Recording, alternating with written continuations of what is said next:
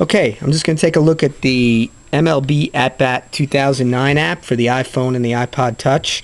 I'm looking at this on my iPod Touch and select the icon, and that will then bring us into the view of all the games that are currently happening. So you can flick through there and see what games are scheduled, and at the top, they show you the more current games. And if you tap on any of the games, it will then shift this display at the bottom to that game. So let's take a look at Brewers Giants, which is in progress, and you can see the score throughout the innings, who's pitching, who's hitting, and they even show you a little bit about who's on base. Down in the far right, there's this audio icon. If you click on that, it then brings up the game day audio, and you could choose usually one of two feeds. In some of the games, it seems like there's only one feed, but in this case, we have a San Francisco or Milwaukee feed, and I can pause that, and also I can hide it by clicking hide. If I want to get more information about the particular game, I can click the blue arrow, and then that puts me into the game day screens, which shows me periodic updates, pitch by pitch, of what's happening in the game. And at the bottom, it has a summary of the recent plays as well. So that's pretty cool. Works very similar to what you find on MLB.com. You can see another pitch just popped in there. And then I can also take a look at the field configuration. You get the dimensions, you get who's on the field, who's on base, who's at bat. If I want to, I can also take a look at the box score, and I could flip between the Brewers and the Giants box score, and I can see more information down there at the bottom, and I can see pitching information. I can also look at a summary of each of the innings, and if I want to, I can see all plays or only scoring plays.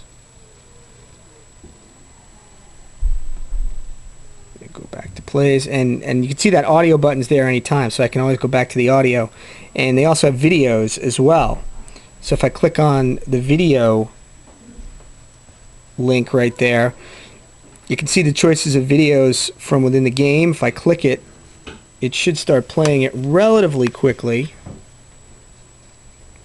I can see myself.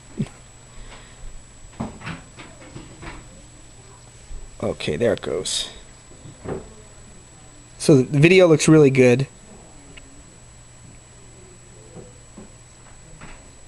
And since I have a first-gen iPod Touch, I don't have any sound.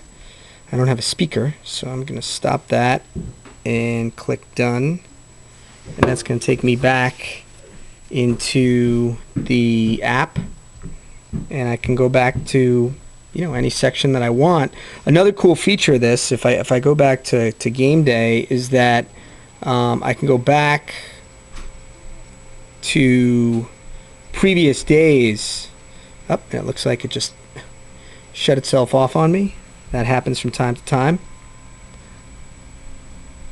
So I'm looking at April 7th. If I want, I can go back to April 6th, check out the Mets and the Reds details,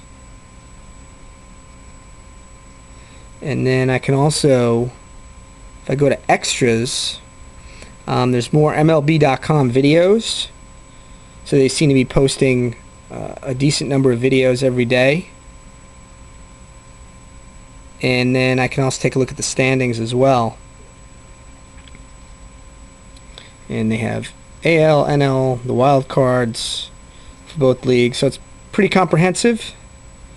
And so it costs $9.99 in the App Store, and I think for the MLB.com game day audio alone, I think it's pretty worth it. So go back to extras, and I go back to games.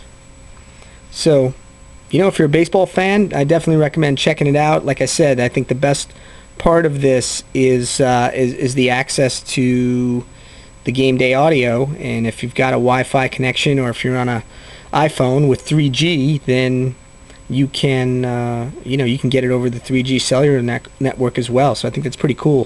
For that $10, that's worth the price in my book, because it's $15 if you get the Game Day Audio online. So this has been Rob from Amazing Moments New York Mets Baseball Podcast, taking a look at the MLB At Bat 2009 application for iPhone and iPod Touch.